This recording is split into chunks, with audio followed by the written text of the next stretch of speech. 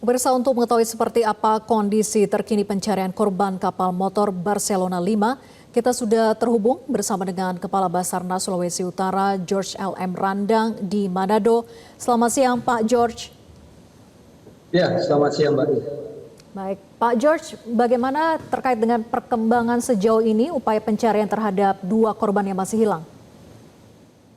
Ya, jadi saat ini tim SAR gabungan sementara menyisir dengan membagi sektor-sektor yang tentunya berdasarkan SAR map prediction, di mana objek yang diperkirakan bergeser apabila memang ada mungkin arus atau angin, ya itu kita akan menyebarkan tim SAR gabungan ini ke beberapa sektor.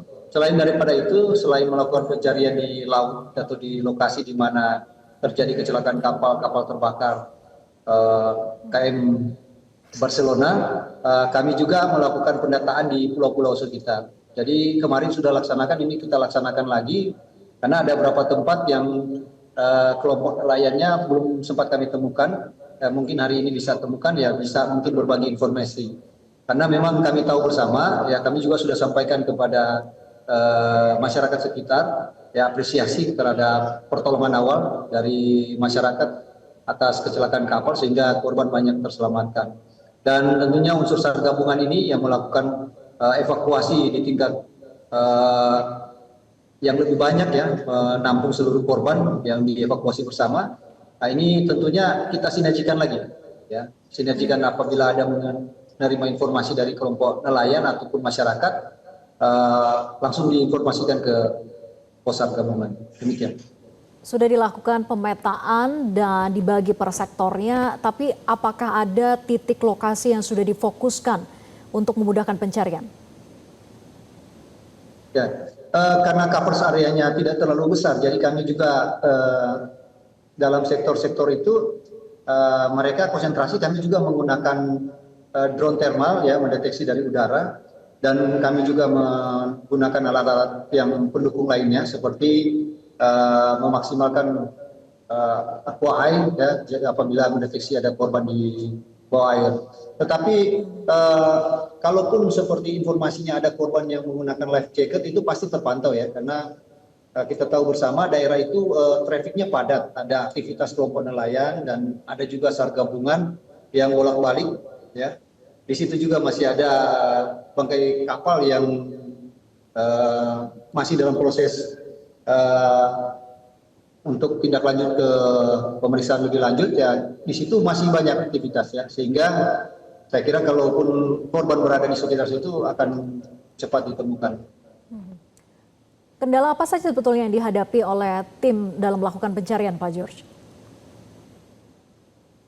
Untuk kendala sementara aman terkendali, ya, semua berjalan lancar, ya. Saya kira yang menjadi tugas kita semua, ya, dari unsur SAR gabungan yaitu mengupdate, ya, data, ya, karena biar bagaimana di lokasi itu kita tahu bersama korban ini dibawa di beberapa titik, ya, beberapa titik, ada yang di Serai, Pelabuhan Serai, di Pangkalan Bakamla, ada dibawa di UPP di Kupang, ada juga yang dibawa masyarakat ke rumah ataupun ke pulau terdekat, Pulau Bangka dan Pulau Gangga serta Talise. Sehingga kita tentunya perlu mengupdate, bersinergi, baru kami mungkin bisa mendapat informasi yang terbaru. Demikian. Pak George, dari korban yang selamat ada ratusan orang, apakah ini sudah teridentifikasi termasuk juga para korban sesuai dengan jumlah manifest penumpang kapal saat diberangkatkan? Untuk data korban yang kami sudah sampaikan, ya, 280 itu, dan 2 orang yang hilang dan 3 meninggal itu sudah ada datanya di kami, ya, Basarnas. Itu pun berdasarkan rangkuman dari unsur SAR gabungan dari beberapa instansi, lembaga dan masyarakat, bahkan dari di pulau-pulau itu kan ada Babinsa, Babinsa, kita bersinergi bersama juga kepala-kepala lingkungan, ya, yang karena ada desa-desa itu kan sedikit jauh dari Likupang, jadi harus menggunakan transportasi laut, dan itu sudah terkoneksi. Kemarin kami datangi bahwa semua korban katanya sudah diinformasikan sudah didorong ke Pelabuhan Srei dan sudah didorong ke rumah sakit bagi yang, dan kami sudah mendata semua untuk penyamaan persepsi gitu. Mungkin itu, Mbak. Lalu bagaimana Pak sejauh ini koordinasi antara SAR kemudian juga Polair, TNI AL yang bekerja bersama untuk bisa melakukan upaya pencarian ini terhadap para korban? Ya, ya untuk koordinasi saya kira berjalan baik ya, karena semua terpadu dalam konsep pola pencarian itu semua dirilis dari Basarnas ya. Untuk pengendalian operasi saya kira ada di posko terpadu, ada Basarnas dan unsur lainnya, dan kapal-kapal yang melakukan operasi ini ada dari Satuan TNI Polri, ada juga dari Bea Cukai ya, dan dari kelompok nelayan yang berada di lokasi, itu kita samakan persis. Dan semua terpadu, jadi pergeseran ke sektor-sektor ini semua berdasarkan koordinasi yang baik. Sejauh ini apakah sudah ada informasi terkait dengan proses penyelidikan yang dilakukan untuk mengetahui penyebab pasti dari terbakarnya KM Barcelona 5 ini, Pak George? Baik ya, jadi saya kira kami Basarnas ya bersama unsur SAR gabungan itu konsentrasi kepada pencarian terkait dengan tindak lanjut untuk penyebab kapal terjadi kebakaran atau kecelakaan itu bukan kapasitas kami menjawab, tentunya ada lembaga lain secara resmi. Demikian. Baik, Pak George, jadi berapa lama operasi SAR ini direncanakan untuk terus dilakukan oleh tim gabungan?